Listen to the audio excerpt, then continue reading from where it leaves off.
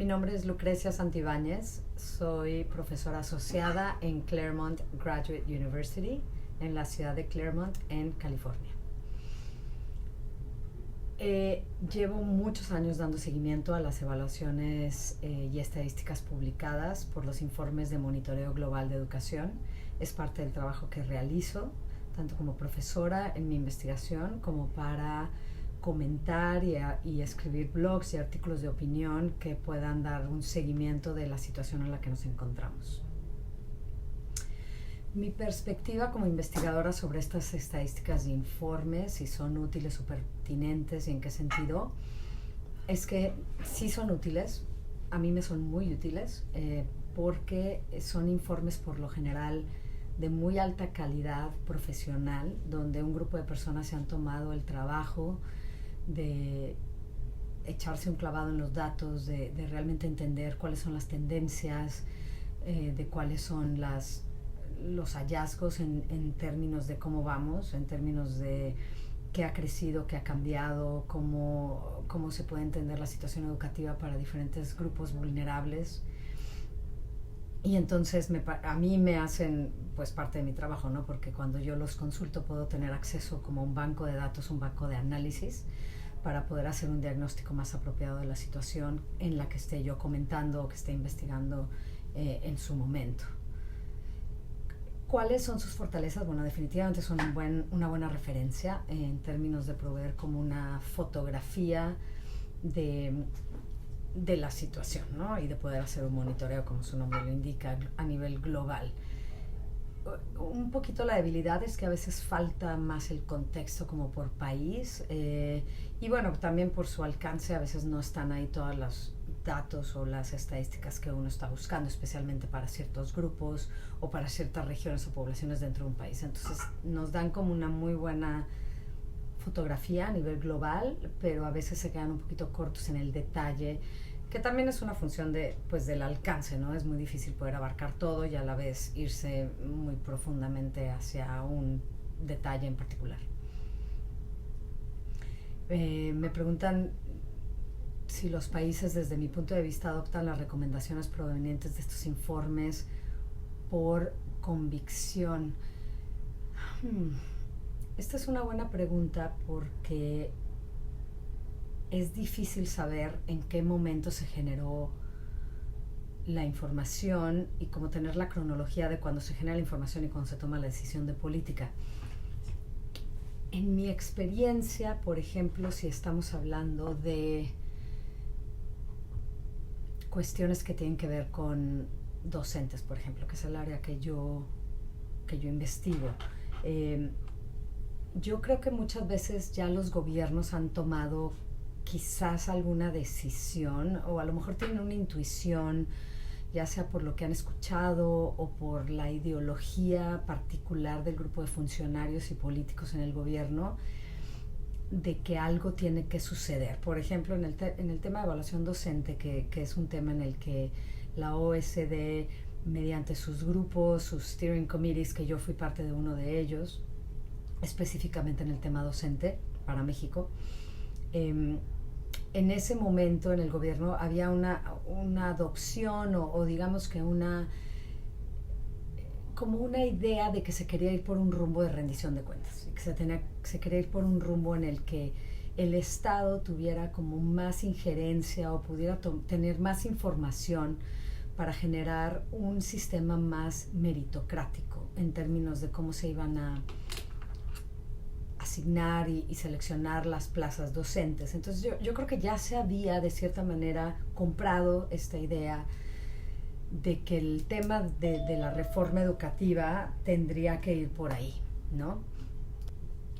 Entonces el gobierno había como ya de cierta manera comprado la idea de que al menos una parte de la reforma debería de ir por ahí, y esta comprada de la idea puede de cierta forma haberse dado por opiniones, investigación y estudios que se hicieron dentro de la OECD, dentro de la UNESCO, dentro de otras organizaciones internacionales, y que se va como socializando a través de las reuniones que se sostienen para términos de financiamiento, para términos de transferencia de conocimiento con los altos funcionarios. Entonces es difícil saber qué vino primero, pero en mi opinión es muy difícil que un gobierno, un tomador de decisiones sea receptivo a una idea que no ha como considerado seriamente o que no encaja dentro de su paradigma o de su ideología, por más rigurosa que sea la evidencia. Es muy difícil que se encuentre eco a estas ideas. O sea, para decirlo de otra manera, la investigación y la evaluación apoya ideas que de pronto ya se tomaron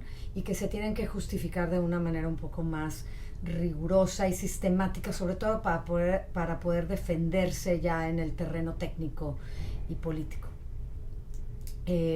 Yo creo que, no sé si esto se vino en un informe, pero definitivamente creo que la investigación en términos docentes y definitivamente en términos de PISA, para ser más específico, de resaltar cómo las competencias de los alumnos en matemáticas y lectura de los alumnos de 15 años estaban muy por debajo, muy por debajo de incluso pares internacionales en el caso de México, sí generó una urgencia, ¿no?, de hacer algo. O sea, sí generó una conciencia tanto en el público en general, a través de la difusión que se le dio por los medios, como de los tomadores de decisiones, que algo se tenía que hacer. No creo que el informe específicamente haya redituado como en políticas muy concretas, pero sí creo que definitivamente generó la urgencia en términos de la gente estar como mucho más pendiente y mucho más preocupada por el tema educativo. Si considero estos cambios como positivos o negativos, yo creo que esto es algo que solo la historia lo dirá. Es muy difícil saber específicamente, por ejemplo, en el caso de la reforma educativa de México y de los cambios que se generaron en parte por todos estos informes que resaltaban el pobre aprovechamiento de los alumnos. Es difícil saber qué va a pasar y si la historia va a juzgar esto como positivo o negativo. Yo creo que es muy pronto. Considero que si este tipo de decisiones se toman dentro de un entorno democrático, tienden a ser decisiones mejor tomadas, sobre todo si son apoyadas por una como coalición muy grande, ¿no? En su momento la reforma educativa sí fue apoyada por una coalición muy grande de partidos, pero en el fondo no estamos todavía seguros si estas coaliciones realmente representaban los intereses de los maestros, del público en general, de las organizaciones civiles, de los funcionarios, de los padres de familia. Entonces no estoy segura todavía si ese proceso fue amplio, como decisiones así de a largo alcance deben de ser, y creo que es muy pronto todavía para juzgar si se tomó bien o mal. Mi opinión personal es que es mejor tener más información que menos. Yo veo como algo positivo que este tipo de evaluaciones, especialmente a partir de los años 2000 y piquitos, se empezaron a publicar, y vi con mucha preocupación cuando México se dejó de hacer evaluaciones censales, porque creo que perdimos algo ahí. Pero en términos de las evaluaciones internacionales, mi opinión muy personal es que por lo menos en términos de transparencia y de tener más información han sido positivas. Bueno, me voy a ir a la sección 2, reacciones a la publicación de los informes. ¿Cómo reacciona el gobierno y los actores políticos después de la publicación de los informes? Si se reconoce la información como válida y si tienen una posición más crítica. Yo creo que definitivamente los gobiernos reaccionan, especialmente cuando esta información se publica en los medios de circulación nacional.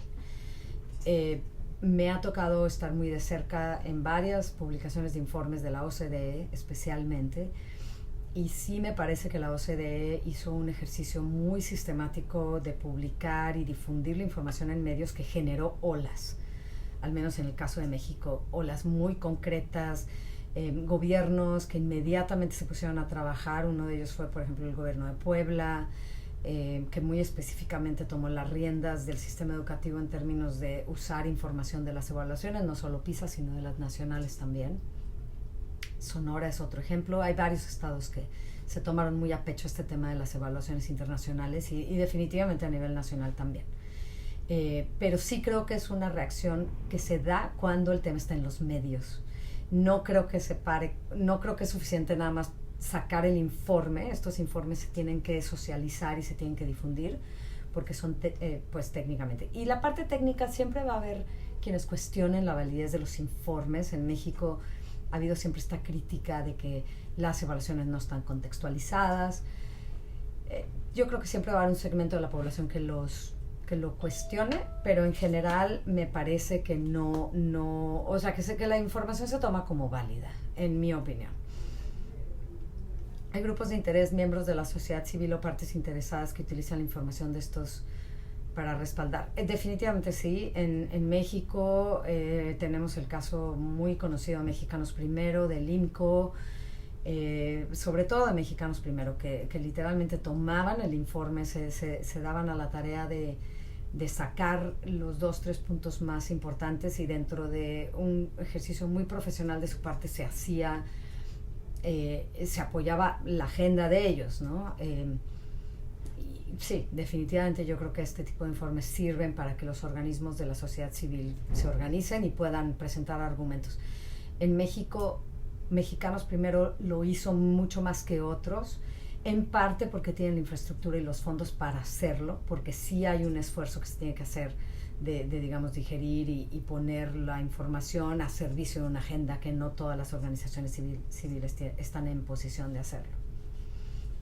¿Cómo utilizan los investigadores nacionales la información? Bueno, en general yo creo que todos los investigadores los usamos en prácticamente todos nuestros artículos cuando estamos hablando de resultados de aprendizaje, por ejemplo, para el caso de PISA, cuando estamos hablando de docentes, el caso de TALIS, o los informes globales, o incluso las notas de país, ¿no? Que son muy prácticas y muy útiles porque condensan y sintetizan mucha información que es crucial para nosotros poder como establecer el contexto y darle una tendencia histórica a los datos que estamos presentando.